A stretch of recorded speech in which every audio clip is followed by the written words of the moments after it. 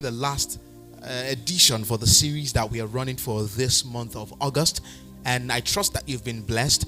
I trust that you've taken one or two or more things that you can run with in terms of dealing with the economic anxiety and price fluctuations in Nigeria. But we are not done yet. It's not over until it is over, and that is why we are here again, and we are just trusting that God will help us to look deeper into this conversation, and such that it will form a round perspective, such that we can form a round perspective to the theme itself.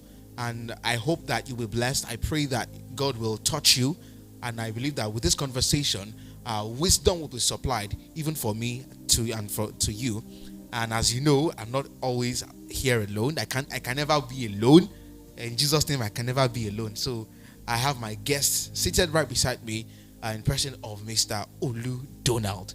Good evening, sir. Good evening, bro. Get it? I like that. Good evening, bro. I love that. Just let us have a feel of who he is. He's a dynamic and results-driven executive with 15 years of leadership experience across investment banking, energy, utilities, and financial services.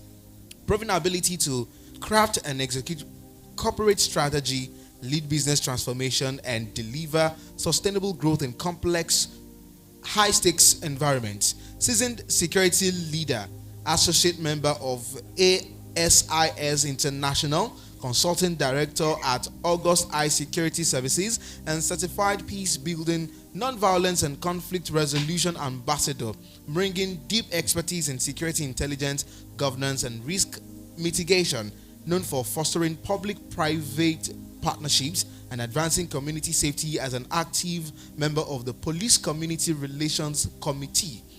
Former pioneer CEO of an asset management firm with a strong track record in operational efficiency, stakeholder engagement, and revenue growth, holds a BSc in economics and an MBA in management and accounting from Obafemi Awolowo University. Recognized for combining commercial acumen, security leadership, and relationship intelligence to inspire terms, safeguard assets, and achieve strategic objectives. What a profile.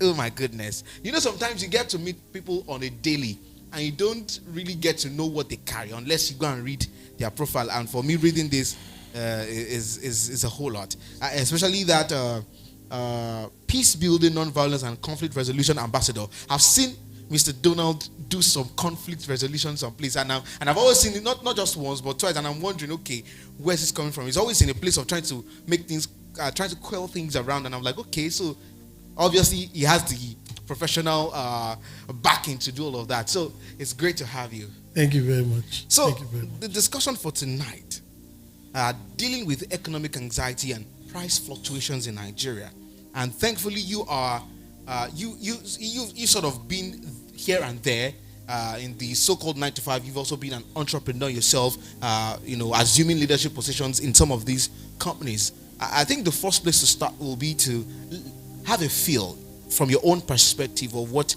the economy looks like right now. Thank you very much, and thanks for this opportunity. When you told me about the topic, I felt this is a topic like an everyday topic, dealing with economic anxiety, prices, how people feel and all that or whatnot. And, I had to look through to say, okay, let me be sure exactly where this is leading to. And of course, we know what it is. It's clear because once our inflation is on the high, you expect every other thing to be on the anomaly. Price fluctuation has variables, reasons, certain factors that affect prices. The part of anxiety is more or less human behavior, you understand, but that of price is based on the fact that the government has made certain policies, inflation is on the high, and it's expected that this will affect general price of items, as it were, both goods and services.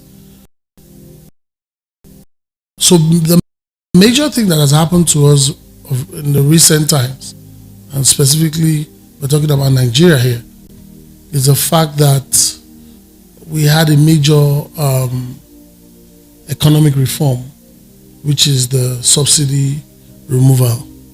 Of course, that's the picture that's been painted in front of us.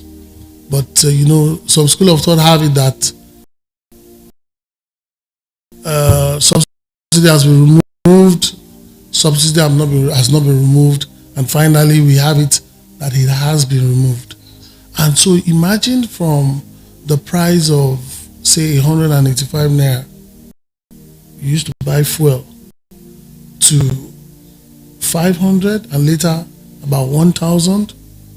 So you start to imagine the transportation of bananas from Akure, Ondo State or Benin to Ibadan. So if the price used to be 500 per bunch, the price of the transportation will come on that, and that will, of course, skyrocket. And to a large extent, it's a sinusoidal effect. So whatever affects you here has an effect somewhere there and there and what have you. And so of recent, I even asked a former colleague to buy me Irish potatoes from Jos. And so you could imagine just a paint bowl for 5,000 naira. And you begin to imagine, why is this? I would have loved if we had time to play a video, of which I watched of recent, of the drivers, the truck drivers. Someone interviewed them and said, wow, price of things going up.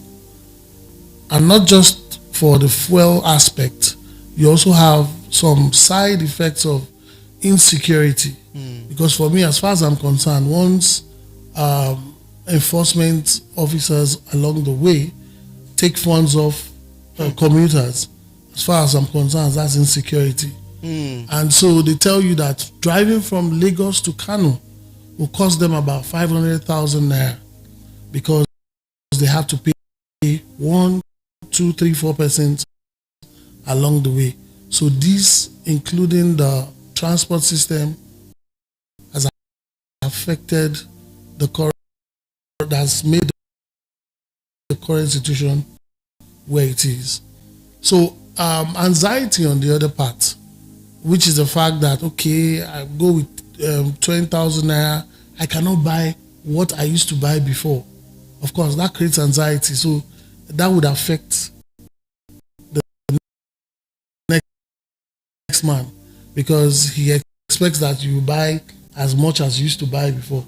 So if the quantity of 10 will buy 20, now it requires that I have to take the quantity of 20 to buy 40. And so you not buying that much would affect relatively the customer, or rather the seller in this instance. So it's a two-way thing, and that has created a lot of anxiety in the air. So families don't feed well. So if you have to eat, people actually eat 3 square meals now. Let's break it down to 2. So if you're having 2 square meals, you probably want to do just 1, probably in the afternoon. And the night when you are going, you place there and just take some watermelon and some little stuff just to make sure that. What's about that? Okay, so economic anxiety. Don't forget that economy in this instance has its political aspect. It has social aspect. Yes. And so for those who don't feed well but can manage their temperament, will see that as a way of curbing excesses. But for those who cannot cope, they extend it to other vices. If you understand what I mean. So for someone like me, I love to staying late at night to do some work. And so while staying late at night, I like to choose something. And so with the current situation, if not having the funds to do that, of course, I'm limited to probably water. And then I start to look at, I need to keep fit. I see what you mean. You understand? So that becomes a positive for those who think in that direction. But for others, they see it as, because when I hear people talk, I say, I must eat by all means. That means if you don't have the funds, there's something you're going to do to get the funds. So that creates a lot of vices around people who want to go the extra mile in this instance. I think that's very true.